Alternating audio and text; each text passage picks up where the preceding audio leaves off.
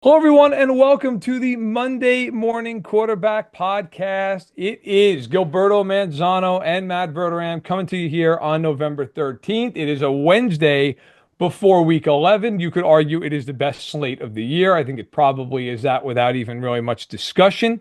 We're going to get into all the big games. We're going to get into some of the topics going around the league, a couple quarterbacks that we may not see the rest of the year, certainly one of them. But before we get into all those things, Gil, how are you? What's going on? Yeah, I'm doing well. Week 11, a lot of good games. But Matt, I keep asking myself, where are the good defenses in the NFL? Is the only good defense in Kansas City? Because I know people really like that Thursday night football battle, but where's the defense? I keep trying to ask people that. Yeah. Well, it wasn't on Thursday night. That's for damn sure. Nobody played defense. Although Monday night, you could argue Rams Dolphins, nobody could Oh, score. I don't know if that was yeah. just bad offense or good defense. I don't know what that was. Yeah, it wasn't anything. It was It it was was not terrible. good. Yeah. It was a terrible football game. Were you at the game?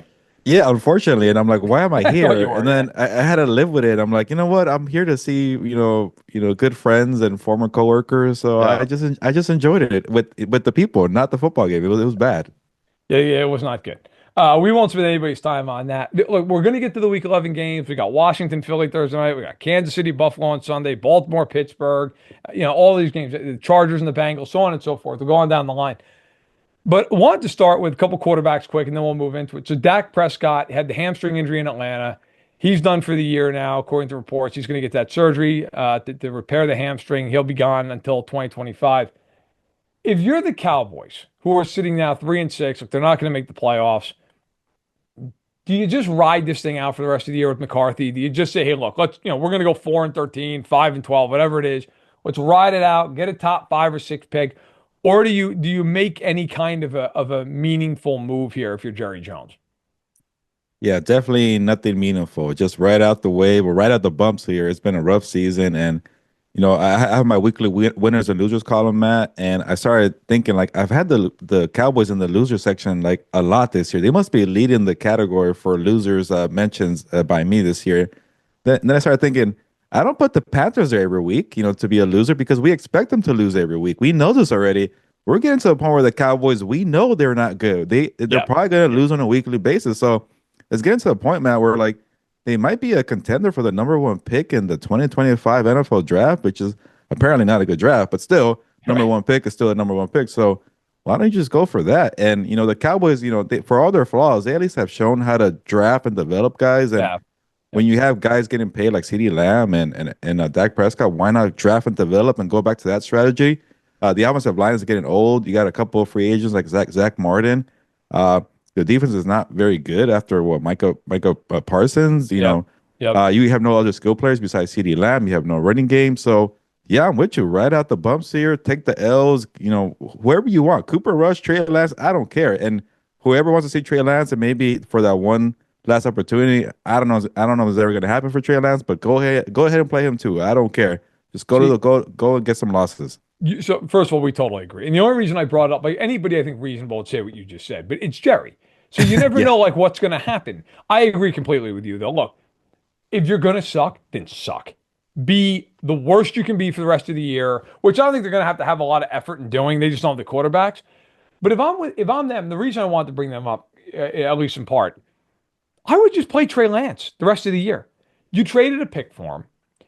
If he ends up playing reasonably well, he's an asset. You can trade him. I mean, God knows in the NFL, teams will trade for a young quarterback, right? Like, even if you only got a mid-round pick for him, late round, it's something. It's something. It adds to the hoard of capital you have. I I don't see any upside in playing Cooper Rush. I didn't see Cooper Rush. He's not good.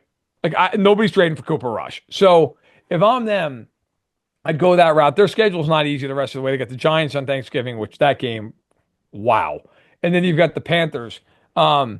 Maybe they win 5 games, but if I'm them, yeah, look, I'm not saying tank. Like, I don't think teams in the NFL tank, but yeah, I wouldn't be trying to make this thing any better. I'm not claiming guys off waivers. Um, the Cowboys at this point, I think, need to come to the realization that that roster is just not good. Like, even before Dak got hurt, they weren't good. They weren't winning games. The defense isn't good. The coaching staff is not good. The offense, again, as you mentioned, outside of CeeDee Lamb, who's on the offense that scares anybody? There's nobody there. I mean, Ferguson's fine as a tight end, whatever, but like, they don't have a guy who on third down, other than Lamb, you're like, hey, that guy can get the ball. I feel good about him. It's a whole lot of guys. Like you need to go out and get some playmakers on this team. The problem with them is it's almost got to be through the draft because they're capped out. Jerry spent so much money by not being proactive with Lamb and Prescott that now they don't have all that cap space that they could have had. So they're stuck in that spot. I want to also quickly, before we get in the games, there's a lot to get to. Jacksonville, Trevor Lawrence, Doug Peterson already says not going to play this week. So he's going to be out for this week. Then they have the bye, so he might come back after the bye week. Would you bring Trevor Lawrence back? Or would you say, Mac, it's your job for the rest of the season, bud. Go nuts. Like, if Lawrence is physically good to go after the bye, would you bring him back? I wouldn't. And when the Cam Robinson trade went down, the one thing I criticized the Jaguars for, like, yeah, I get it, get your draft picks and rebuild, but like, who's gonna block for the guy? I'm not saying Cam Robinson's as great as Christian Darrisaw, but he was one of the better linemen. And I'm like, Yep. you're gonna sacrifice and risk your quarterback taking more hits because you want a fourth round pick or whatever the heck they got from the Vikings there. I started scratching my head there, and I'm like, at this point, just shut him down and go for the number one pick. And this number one pick, by the way, it's a fun race because I have no idea who's going to win it. A lot of Right. teams won last week. It could be the Jaguars, maybe it could be the Raiders, it could be the Giants. I don't know. It could be the Cowboys, that like we just mentioned right now. So, Could be. yeah, again, it's not the best draft, but you just pay the guy a bunch of money. And I get it, you want to see more from Trevor Lawrence, but it's not going to be on this roster. It's not going to be this No. year, and he's already struggled too. So it Kirk's might be a out new for the year. yeah, and it might be another coaching staff next year. So I don't know. It's not looking good. So why take more hits there? So yeah, definitely, I'm with you. Maybe I'm not sure that's your opinion, but definitely don't play him. Yeah, I think like it's hard because if a guy's healthy and you just paid him a fortune, it's like you have this national inclination to be, hey man, get out there. We paid you. And if you're Doug Peterson, you're like, the only shot I have to keep my job is you go out there and get hot, right? Yeah. By the way, people are wondering, like, oh, Mac Jones is playing this week. Who are they playing? Well, they're in Detroit. So congratulations to Oh. the Lions for going 9-1. Look, here's the issue, and I thought you did a great job of breaking this down. So Cam Robinson, who's not great, but was one of their better linemen, is now gone. They traded him to Minnesota. Like, the last thing I want is Trevor Lawrence getting pounded on. And this season, there's no way to sugarcoat this. Lawrence just was not good. And he completed 61% of his passes, 2,000 yards, 11 touchdowns, and 6 picks. Like, those numbers are bad on any team. When you factor in how much they trailed this year, and that's all he threw for, that's brutal. That's brutal. Brian Thomas Jr. is a hell of a player. Like, they hit on him. So you have him. Obviously, Kirk's now hurt, but wasn't hurt. You have Gabe Davis, who you spent 3 years, $39 million on. Okay, whether you should have or shouldn't have, we can have that conversation, but you did it. And yet you're sitting here, and he's thrown for 2,000 yards in his, I believe, I just want to make sure I'm right with this, yeah, in 9 starts. 2,000 yards in 9 starts. You're not on pace for 4,000 yards. You got paid $55 million a year. They just went out and spent a first-round pick on a receiver, and they spent real money on a receiver in free agency to replace Calvin Ridley, who they lost. Who, by the way, has done nothing in Tennessee because they have no quarterback. And on top of that, the coach is now probably going to get fired. You're going to bring in Lawrence is going to be his 3rd coach now before he gets off his rookie contract. I mean, look, this is a masterclass in how to ruin a quarterback. So not all this is on Trevor Lawrence, but at the same point, like, I think it's got to be said. Trevor Lawrence has not been good at any point in his career except for the last half of the 2022 season. That's it. Other than that, Trevor Lawrence has not been good. Now, you could point to, hey, Urban Meyer, fine, fair enough. Okay. You could point to, hey, the offensive line hasn't been great. But the bottom line is they gave him $275 million to elevate the team. And he's not elevating the team. And he's been more of a problem than a solution this year. But at the end of it, I fall on the side you do. I probably just sit him. I'm not going to put him behind that line and have the bejesus get beaten out of him so they can what, go 3-14 instead of 2-15? Like, I don't know what the upside is. But I think if you're Jacksonville, it's funny. If you look at the top of this draft order right now, which of course can change, you got half a season left. You got teams like the Raiders and the Giants and the Panthers and the Patriots. And a lot of those teams, I mean, you just did the mock draft, correct, for us? Did the first mock? No, that wasn't me, but I'm sure I have one coming up. Okay. Okay. Okay. There you go. But we have one on SI coming out here soon. And Yeah. the point being, You look at a lot of those teams I just mentioned, and if I said to you, what is their greatest need? You and I could have a 20-minute conversation about what the Raiders need first, right? Like, Oh we yeah, could sit here, yeah. okay, well, quarterback, yeah, but like if there's not a quarterback, they could take this, they could take that. If Jacksonville doesn't take a left tackle, what are we doing? Like, and I know they took Anton Harrison a couple of years back. Like, you need more. You need more guys. Like, you need to block somebody. And their next pick should be somebody who can stop the pass. Anybody alive who can play corner is the next pick. Like, some of these teams need so much, you don't even know where to begin. Jacksonville needs a lot, but Jacksonville, there's at least like pieces in place. You go, okay, they're good here, they're good here, they're good here. They got to start with protecting Lawrence at all costs, like whatever it takes. And obviously, they were not able to do that this year. Yeah, once you paid him all that money, that should be your number one priority is protecting the guy, giving him weapons, and doing better. But I don't know, man. I know this is not the conversation, but with all the money that the quarterbacks made, I keep thinking like, what's the urgency? Why pay him after 3 years? The money's gonna go up regardless. And if Trevor Lawrence balls out and he's trying to earn $65 million per year, then so be it. He's doing well, so he earned that money. But I guess it's a rush to pay the guy after 3 years for one half a season that he did well. And it's a great point, though, Gil, because truthfully, and I've said this, I've written this in the past. Like, if you have Mahomes, sure, pay him after 3 years. Great. No question. You've seen it. Yeah. If Jaden Daniels continues the way he's playing, pay him. Fine. No question about it. Trevor Lawrence, like, I don't know. Did you need to give him $275 million early? Like, maybe. And the same thing, like, look, Burrow, pay him. Josh Allen, pay him. But some of these guys, it's bad money. Like right now, look, and now they didn't pay him that early, to be fair, but like Tua with Miami. Now, Tua is a weird case because of the concussions. Mm-hmm. There's more of the factors into it. I don't know. Are the Dolphins thrilled to the moon right now that they extended Tua? Like, are they like, thank God we did that? Like, you could have tagged him. You could have played it out a little bit. I remember when the Eagles gave Carson Wentz a fortune after 3 years. He's now backing up Mahomes, right? Like, some of these guys, you just look at him and go, I don't know, like, should you pay that guy? But I think there's this internal pressure that, like, if we don't pay him now, it's going to be $5 million more down the road. And then you have the Cowboys situation, which is like the worst of both worlds, where you probably just really shouldn't have paid Dak Prescott and just rode the thing out.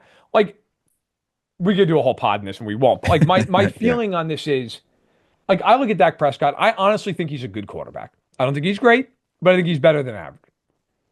But here's the question I think every general manager should ask themselves. If I don't have a super team around the guy, if I have a good team around the guy, can we win the Super Bowl? Because most teams that you have around a high-paid quarterback, you're not going to have an unbelievable cast of, like the Niners do with 12 all-pros. You're not going to be able to do that when you're paying your quarterback $55, $60 million a year. So, like, can you win the Super Bowl with a good roster around him? Can he elevate it enough? What evidence do you have that Dak Prescott's doing that? What evidence is there? He's never been to a conference title game, and he had good rosters around him. It's not like he didn't. You look at Tua. What evidence is there? I don't know. There's not any. Like Herbert's weird because there's not, but at the same point, like that guy has been put in ridiculous situations. So you're like, all right, maybe. I don't know, man. I just feel like a lot of these teams, they just pay him because I think they almost feel like, well, if we don't pay him, what's the alternative? Go draft another guy. Like, maybe go draft the guy who you feel good about paying. I don't. Or get a maybe Baker Mayfield, Sam Darnold. At least it's cheaper. Right. Get a good roster. Get a good roster. 3 and 100, and it's really like a 2-year deal. And if you're the Bucs, you're fine with that deal because you're not locked into the same kind of deal that Seahawks gave Geno Smith. What is Underdog? Underdog is the place to play if you're a sports fan looking to win money while watching sports. With over 5 million happy players and $2 billion won, Underdog makes it fun and easy to cash in on all your favorite athletes' performances. Compete against other players just by selecting higher or lower on 2 or more player stats, and you could win up to 1,000 times your money. So, turn every touchdown into a win with Underdog. Think Jalen Hurts will rack up higher than 200 passing yards next week? Justin Jefferson will get lower than 10 catches? Cook up some entries for a shot to win real cash prizes all football season long. They've got all your favorite teams and stars to choose from. Create entries with basketball picks or mix and match across all your favorite sports. Underdog is the best place to play Pick'em, so sign up now and deposit using promo code MMQB to get up to $1,000 in bonus cash instantly. I've heard from friends who love to pick their own players, their stat types. They love to text me and say, look at how much money I'm winning from Underdog. This is crazy. And they all say the same thing. It's super fun, super simple, and they all enjoy playing the game. So download the app today and use MMQB to get up to $1,000 in bonus cash instantly. You must be 18 years or older, 19 years or older in Alabama and Nebraska, 19 years or older in Colorado for some games, 21 in Massachusetts and Arizona, and present in a state where Underdog Fantasy operates. Terms apply. Void in Colorado. Concerned with your play? Call 1-800-GAMBLER or visit ncpgambling.org. In Arizona, call 1-800-NEXT-STEP or text NEXT STEP to 53342. In New York, call the 24/7 Hope line at 1-800-877-8-HOPE-NY or text HOPE-NY. That's 467-369. Let's move forward. Let's move on. Let's get to the games. Big week ahead. Thursday night football. You've got Washington at Philly. Washington coming off the loss to Pittsburgh. Philly coming off another win, obviously blowing out Dallas. The Eagles are 7-2. The Commanders are 7-3. This game is in Philadelphia. First of two meetings. They'll meet again in a month from now. What are your thoughts on this game, and what are you expecting to see in what really is the best Thursday night game of the week? By the way, or best Thursday night game of the year. Games in Philly. Eagles favored by 3.5. Yeah, I know people have a lot of question marks about the Commanders. They're the new team on the block, and they're young, and they just lost to the Steelers. They lost to the Ravens. Like, are they for real, or is it just kind of a team that's beating up on bad teams and just a fun story, but not a real contender? But to me, I focus more on the Eagles. I'm like, who have you really beaten in the 5-game winning streak? You almost lost to the Browns. You probably should have lost to the Jaguars a week ago when Trevor Lawrence threw that pick there. Yeah, you beat up on the Bengals, but they have no defense. They're a very one-sided team. They're 4-6 for a reason. So I think they beat the Giants too. So you beat the Cowboys with Cooper Rush. Congrats on that, I guess. But I just feel like there's still a couple of mistakes from Nick Sirianni from losing every game. And that's kind of the difference between the Eagles of 2024, between being a good team and a bad team. And Saquon Barkley is great. Whenever they have A.J. Brown healthy, they're a good offense. But I have a lot of question marks here. Like, is this defense, have they finally turned it around with Vic Fangio? So have you just been beating up on really bad teams to make Kellen Moore look good offensively as a play caller there? So, for the Commanders' sake, hopefully they play a little better defense. They've been struggling in that area. I'm not saying they're as bad as the Ravens or the Bengals, but you want to see more from Jaden Daniels too. What they did a week ago against the Steelers wasn't the best, but for me, I just focus on the Eagles. Like who really are you with Nick Sirianni here? Can we trust Nick Sirianni also? Because you're 7-2, and we're looking up. We're making fun of this guy, yeah, and it's like 7-2 with Nick Sirianni. How is that possible? And that's where I focus on here, Matt. They may have the best roster of all time, and that may be how we've got. We're underestimating the talent in Philadelphia. Yeah. Look, so I agree with every word that you said. I looked up the Commanders' schedule. They've beaten the Giants twice, the Bengals as well. Cardinals on the road beat them 42-14. That one's looking better and better by the hour. Cleveland, Carolina, Chicago, and of course the Chicago game was the crazy Hail Mary game. I like Washington. Now you like them more than I. You picked them to win the Super Bowl in our midseason. Yeah, I did. I saw that and I was like, I got to give it to Gilman. That's more of a limb than I'm going out on. Yeah. But I got to say, going into the year, I remember you go on those radio spots and they always ask you, like, who's your pick? Who's your pick? Who's your surprise team? Washington was my surprise team. I thought they could be a playoff team. I didn't think they were going to win the division. I thought they could be a wild card team. I think Philly's better in this spot. They've been in a couple of these spots. They're I think more talented. If Lattimore plays for the Commanders, that changes some things because then you feel like maybe they can lock up A.J. Brown a little bit. The big concern I have in this game is exactly what you pointed to, is like, what is Sirianni going to do in this game? What is his impact on this game? The less impact he has, the better I feel about Philadelphia. Okay, but if there's a 4th and 2 at their own 20 and they're lining up to go for it, I have deep concern. I'm going to take Philly in a very close game. I think it is a high-scoring game. I think it's like a 30-27 type deal. I'd probably take the Commanders to cover the number, 3.5. I think it's a field goal game. I wouldn't be shocked if Washington wins at all. I could see Daniels having a great game and they win. But it's a Thursday night game in Philly. I think that it's not a big travel. Let's face it, it's an easy travel. But you got to travel. It's a little bit more on you. I'm going to take the Eagles in this game, but I think a lot of it hinges on how involved Nick Sirianni is. Again, the more he plays into the decision of this game, the less I feel good about picking Philadelphia. So take that for what it's worth. Yeah, and to your point, the last 3 weeks, I think the home team on Thursday night has won because you're later in the year, you're probably a little more tired, a little beat up, and the home team. And I had to take the Commanders, Matt, because I jinxed them for the Super Bowl. You lose to the Steelers, you lose to the Eagles, and what the hell do I know about football, right? So I need this win. Hey, listen, it's funny. We all do this for a living. And at a place like Sports Illustrated, we all sit here and we're like, who the hell knows? Yeah, because that's the NFL. All right, let's get to a game that's not as sexy, but it's the NFL's oldest rivalry, and I do think it matters. Might be old Custard's last stand here for the Bears, who fired offensive coordinator Shane Waldron. They are 4-5, 3-game losing streak, of course, touched off by that Hail Mary game. They've been a mess since. They got blown out by Arizona. They got blown out at home by New England. Now they host the Packers coming off their bye. Packers 6-3, favored by 6.5 on the road in this one. Any shot in your eyes the Bears get right, or is this kind of okay, we can put the Bears off into the corner until 2025 game? I guess some kind of shot, but I want to go with what you said with the latter, though. Yeah, put them in a corner. They're in a free fall. I don't think they could be saved there. And ever since the whole Hail Mary, like I actually picked them, the week after the Hail Mary game in Arizona. That was a terrible pick by me. And I thought they're going to bounce back. Okay, cool. You took it on the chin, move on. And they couldn't recover. The whole Tyreek Stevenson thing, the way they handled that was poorly. The whole, Matt Eberflus going on every Chicago radio station and just having an awkward interview. Like, it just seems like he's rattled a little bit.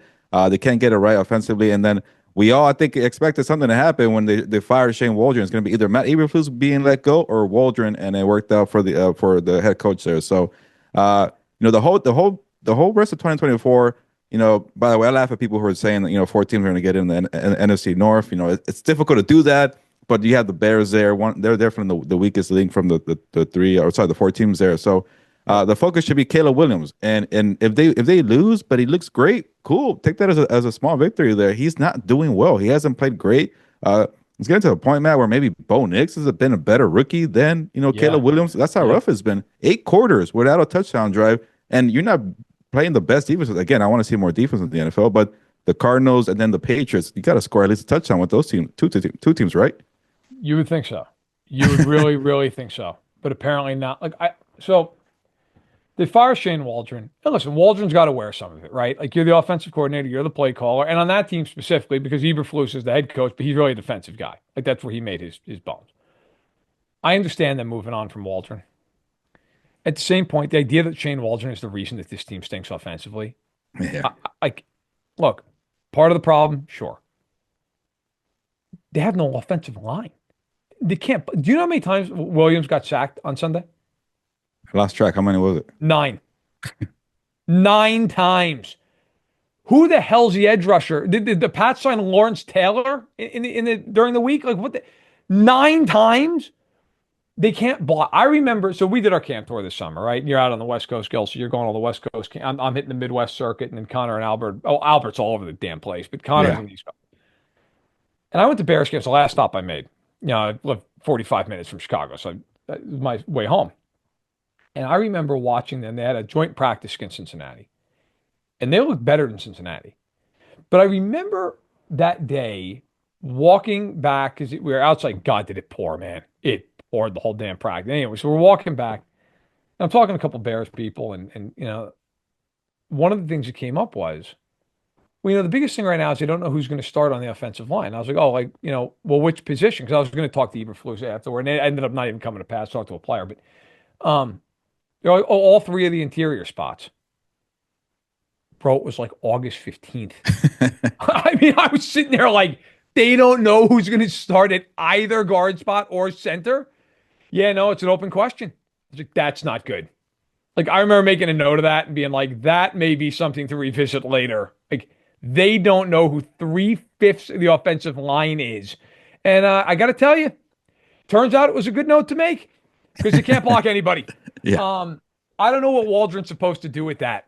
Like, how do you scheme around that? It's one thing if like one guy isn't good on the line. You can slide that way, you can pinch, whatever. You can help, especially if it's a tackle because you can always chip and stuff like that.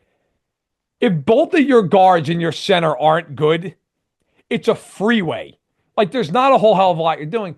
But to your point, Williams, again, it goes kind of back to what we were talking about. The other quarterbacks were veteran guys, but it goes back to the same idea. You were drafted number 1 overall. You've got to elevate guys, man.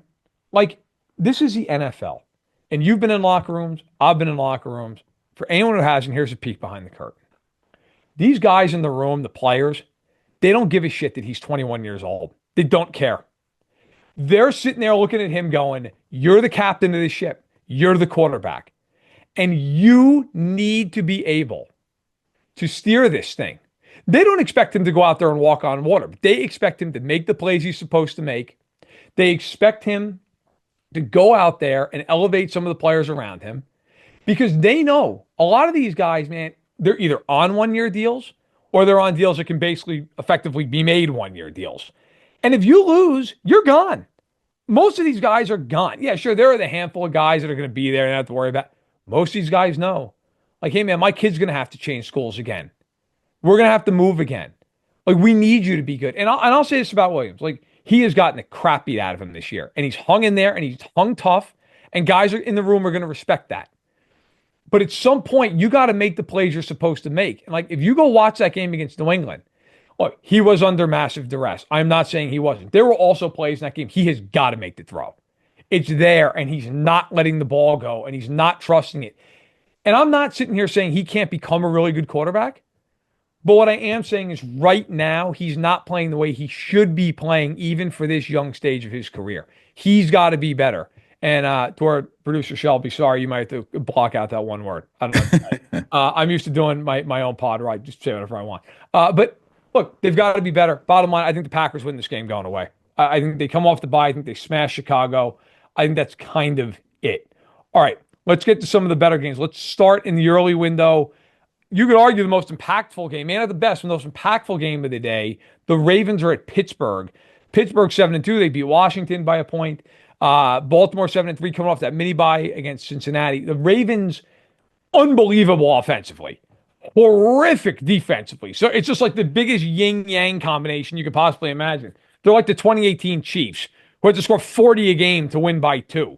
The Steelers, very good defensively, so-so offensively. Games in Pittsburgh, the Ravens get, they're favored. They are laying 3 in the game on the road. I'll lead off. Look, I like Baltimore in this game. I will say, though, this is a great rivalry, and whenever you have division games like this, they're always weird. And Pittsburgh always plays them well. Jackson struggled against Pittsburgh in his career. You wonder, the Ravens' offensive line has played better as the year has gone on, but this is a big test. They've got, Pittsburgh's got a lot of pass rushers up front they can get after you with. Back end is good. Can Henry run really effectively against his Steelers front? God knows Patrick Queen's going to be keyed up for this game. Mm-hmm. I think this is a really tight game. I do not think Baltimore's getting a 30 in this thing. I think it's like 23-20, one way or the other. I'm going to take Baltimore strictly because I think they're the better team and they've got a rest advantage. Do you like Baltimore or do you go with the home side here with Pittsburgh?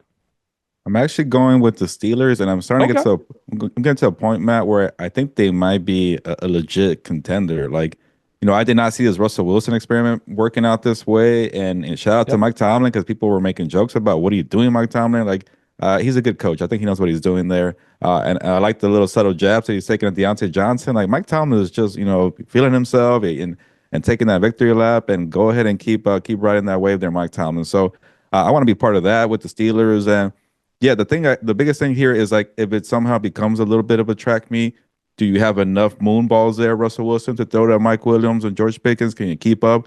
Can Najee Harris keep doing what he's doing there? So that's a little worry there. But I think they have enough offense, and they have a way more enough defense than the Ravens do. So look at the Bengals and the Ravens game. It came down to the overtime game in the first matchup. It came down on the wire on Thursday night. So what if the Steelers get maybe 2 or 3 more stops and then they have enough offense? Like, wouldn't that be maybe the difference there? I know that's simple football there, one-on-one, but and then the other part too about you mentioned about divisional games. Sometimes you beat each other up, and yeah, maybe the Ravens have the Bengals number, maybe the Steelers have the Ravens numbers here. So, I'm trying to convince myself a little more why I should go with the Steelers. Like, it's difficult because I haven't seen them play a divisional game, and I want to buy in. I like it. You have a balanced roster. You have a good coach. You're working out with the quarterback. I've also seen the movie before with the Ravens and with the Bills that kind of scared me away come the playoffs time with the Chiefs.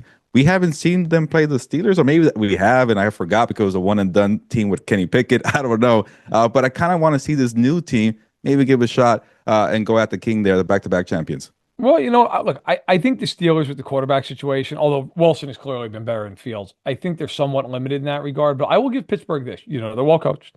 They can play defense and get after your quarterback. Like, Wilson doesn't have to be great. Wilson's just got to be good. He's just got to, hey, man, make a couple throws here and there.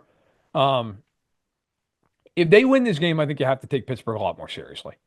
Yeah, I think if they beat Baltimore, first of all, they'd be a game and a half up in the division. Like, then you start looking at, okay, they're going to win the division. Their schedule is brutal the rest of the way, the Steelers. They got 6 games in division and the Chiefs and the Eagles. I mean, those are your last 8 games. So they got a lot to show. But I give them credit. They went to Washington and they won that game. So, okay, you have my attention. Show it to me now. All right, let's get down to the 4 o'clock window. And we've got Seattle at San Francisco. Niners are favored by 6.5. Seattle's coming off of the bye. San Francisco coming off of a win in Tampa. Game kind of went back and forth. They missed a bunch of kicks in that game. Could have been over earlier, but they do find a way. San Francisco now getting healthier. Debo's back. Christian McCaffrey is back. Seattle had started out 3-0. They're 1-5 since, but at 4-5, they're only a game back of the Niners at 5-4. They lost to them earlier this year. Do you give Seattle any real shot to win this game? Or kind of like Chicago, do you look at this game and go, yeah, this might be the beginning of the end for Seattle?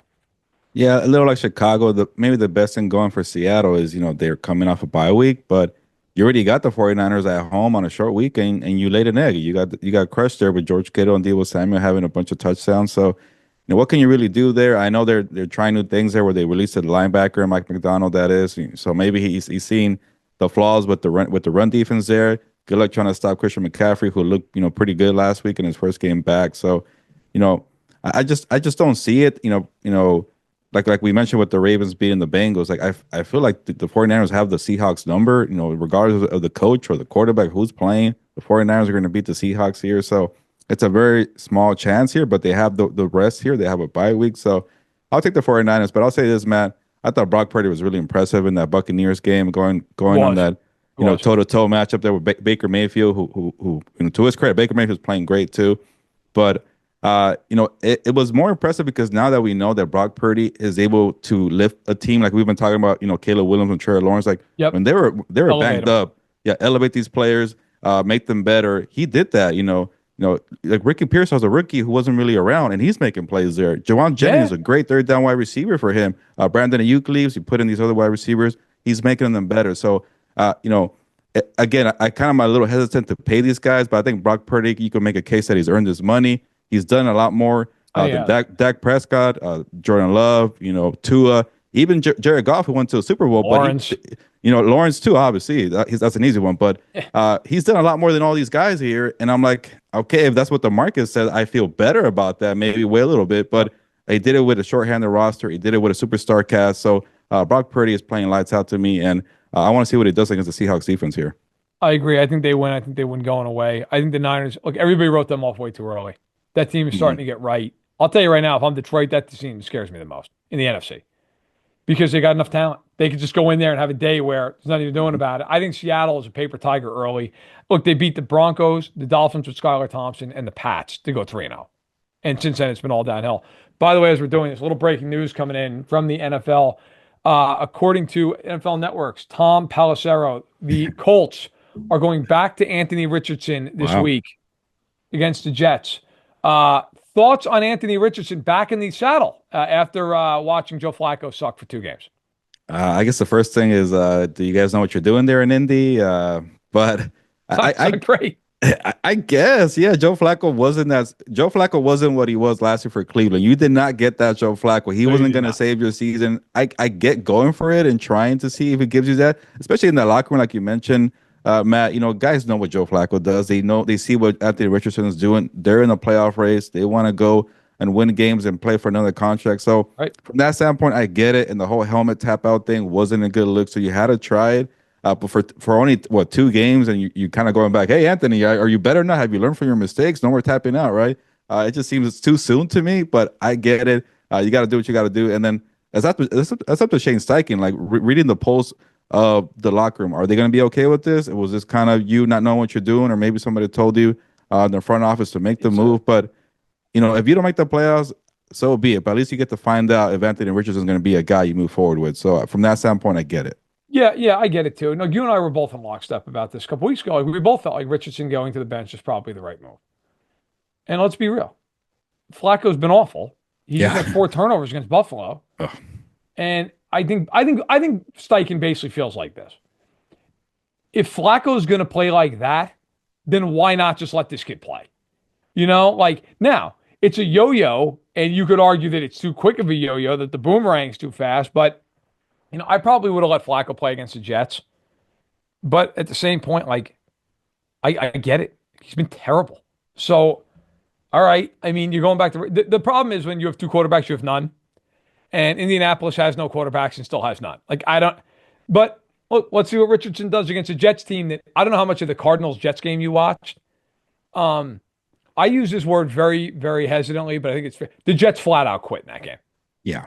Like, it was business decision you in the second half of that thing. Like there were times you're like, oh, you're going to make a tackle. And then he's not even going to touch him. Like, oh, there he goes. I mean, I remember years ago, it always stuck with me because it was the most stark example of this I've ever seen. Back when Mike Shanahan, not Kyle, Mike was coaching Washington. It was the year after RG3 blew his knee out. And he was back. He was playing, but he wasn't the same guy. And they played a game against Kansas City, and the weather was brutal. And I remember watching, I think it was 2013. Memory serves me right.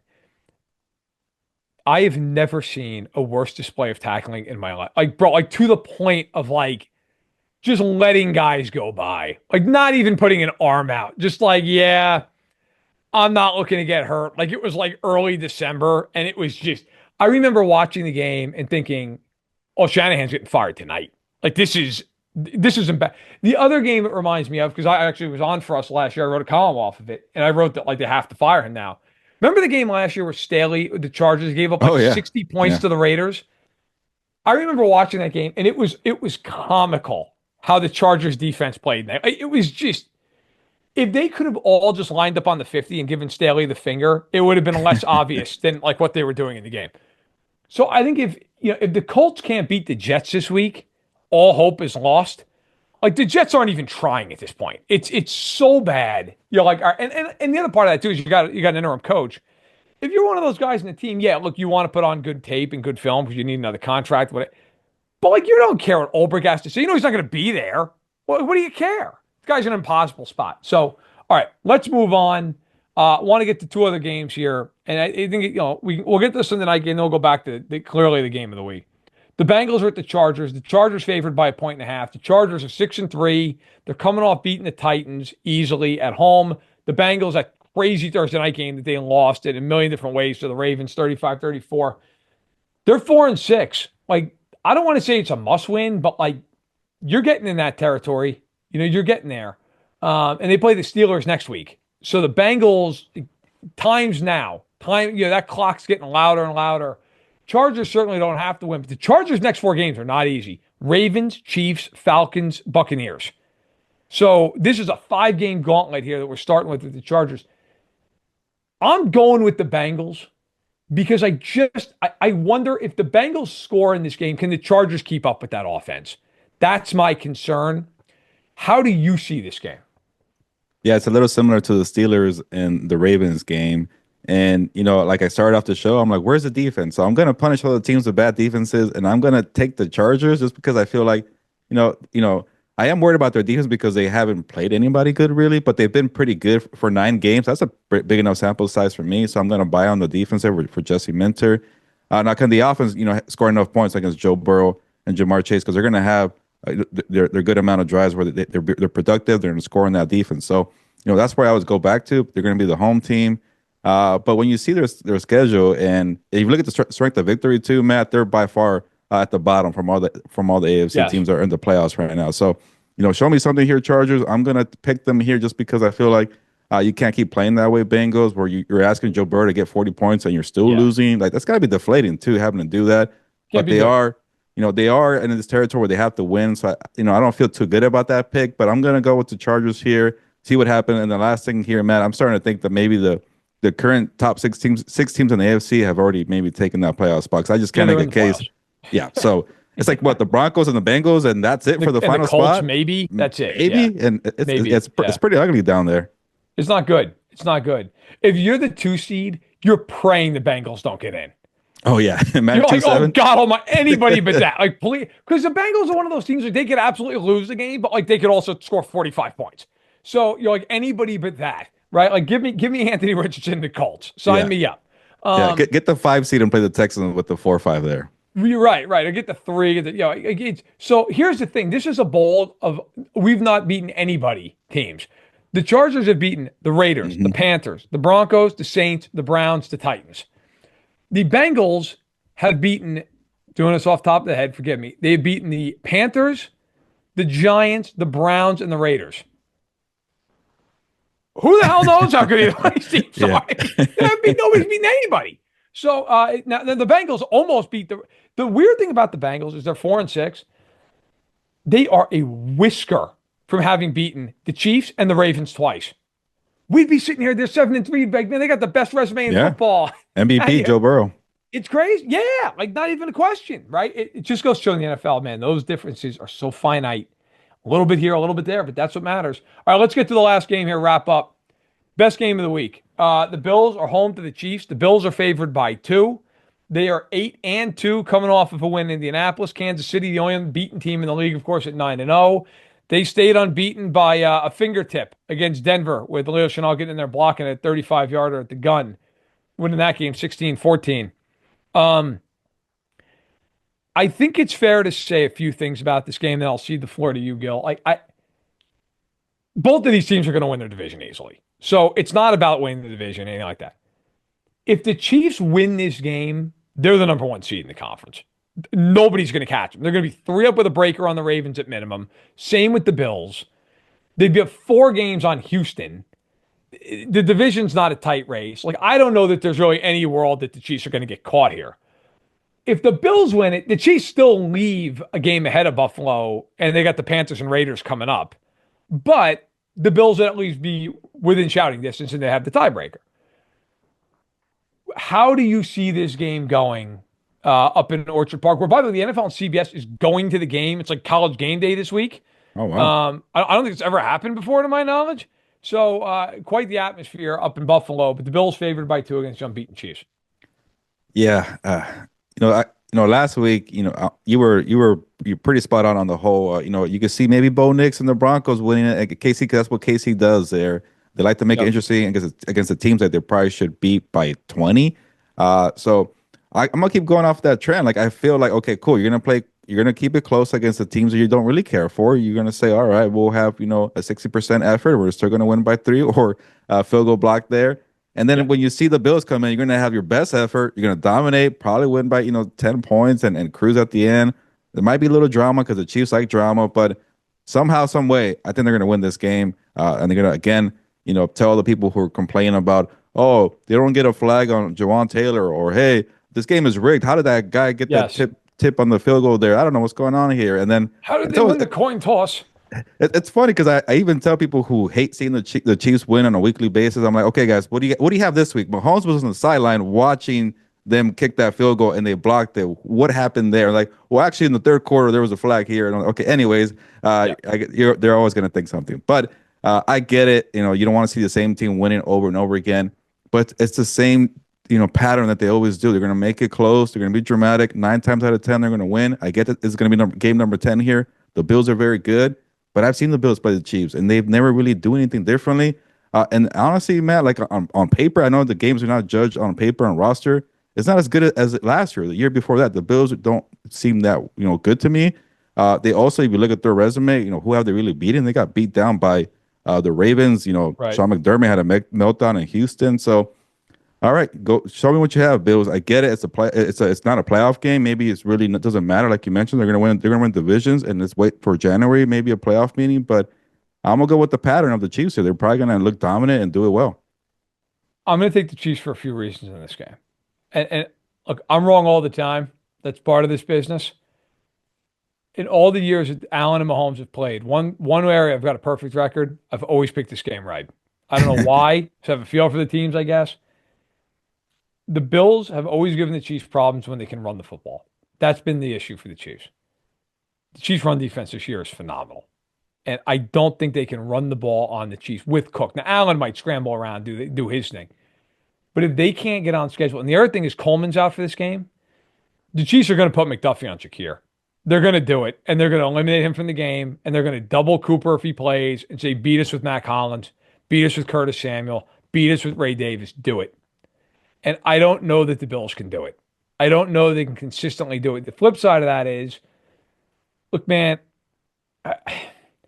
I think the Chiefs are going to win in the middle of the field against the Bills. The Bills love to stay in nickel and play zone. And the Bills are one of those teams, even when you give them different personnel packages, they still stay in nickel a lot of the time. The Chiefs love their two tight end sets with Noah Gray and Travis Kelce. And if the Bills stay in nickel, they're going to run the ball down their throat. That's what's going to happen. I can promise you're going to get Kareem Hunt 25 times up the gut, just like a sledgehammer. He's not even going to rush for a ton of yardage, but it's just going to be effective yardage. 4 yards here, 5 yards. Pacheco might be back this week. He's been activated at 21-day window. We'll see. Even if he plays, I'd expect it to be in a reduced role. I think they're going to win. And I think, look, if they do win, there's going to start to be a national question about the Chiefs that I've not talked about because I don't think it is pertained to the reality, but I think it does if they win this game. Can they go undefeated? That's going to be the talking point out of this. If they win the game, there's nothing else to talk about. They're going to be the ones either going to win the division, all that stuff. You look at their last 7 games, for anyone who's unaware of it, this is their schedule after Buffalo. At Carolina, home to the Raiders on Black Friday, home to the Chargers on Sunday Night Football. That's a test. At Cleveland. Then they come home on a Saturday to play Houston. Christmas at Pittsburgh, and they finish at Denver. I mean, yeah, they're going to be favored in every game. And like maybe significantly so in 5 of those. I mean, Houston, I thought early in the year, I'm like, that could be a real tough game. I look at Houston now, I'm like, if the Chiefs want to win that game, they're going to win that game. Pittsburgh, I actually think Pittsburgh might have the best shot because of the pass rush and everything else. And it's a short week. It's a Wednesday on Christmas. It's a weird game. Like, that could be a spot. But I'll tell you, if they get by this game undefeated, they're probably beating Carolina and Vegas. And then all of a sudden, it's Sunday Night Football. I might have to go to that game. I have to call SI up and say, hey, listen, 12-0, Sunday Night Football. Yeah. I mean, if Bills fans don't want to hear about the Chiefs, they really want to win this game. Because if the Chiefs win this game, we're going to be having a lot of conversations about their record. All right, those are the big ones. As always, Gil, at the end, what's happening, man? What's going on? Yeah, not much over here. We've just had the yearly conversation with my partner Caroline, and like, hey, where are we going for Christmas? Where are we going to Thanksgiving? Where are we going to New Year's? And it's a lot of back and forth here. But I think we got a nice rotation. Last year we went to her parents' place for, what was it? I think Christmas. So maybe my family gets Christmas, and then we'll go to Thanksgiving their place. So those conversations, and so you gotta pick and choose your spots here. And then sometimes I'm like, okay, whatever you want. Let's have a good day. Yeah. Well, you and I'll be working a little bit on Thanksgiving. Yeah, that too, and which I had to bring up too. Yeah. Yeah. I got. I can't remember what the hell game I'm covering. Bears Lions, I think.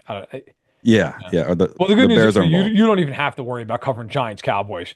Anybody who's watching that, I mean, my God, do anything else, clean your garage. The crappy part, it might be close, and I can't figure out who's the winner. I have to wait till the end, Well, believe me, I don't think people are going to be refreshing the page. Yeah. What does Gil think about this game? You're in good shape, my friend. Yeah, good point. Nothing going on here, man. Same deal. Getting ready for the holidays. Gonna be unloading up. If my wife would let me, I'd put up the Christmas tree tonight, but she's gonna make me wait till Thanksgiving night. That's fine. But other than that, yeah, that's it, man. Not much. Just looking forward to what I honestly think is the best week of football yet. We got a lot of really good games. Yeah. So look, for Gilberto Manzano, I'm Matt Verderame. Thank you for watching and or listening to the MMQB podcast. Please subscribe, give it a 5-star rating if you would. Appreciate you. Good luck to your teams this week, and we'll be talking to you again next week. Take care.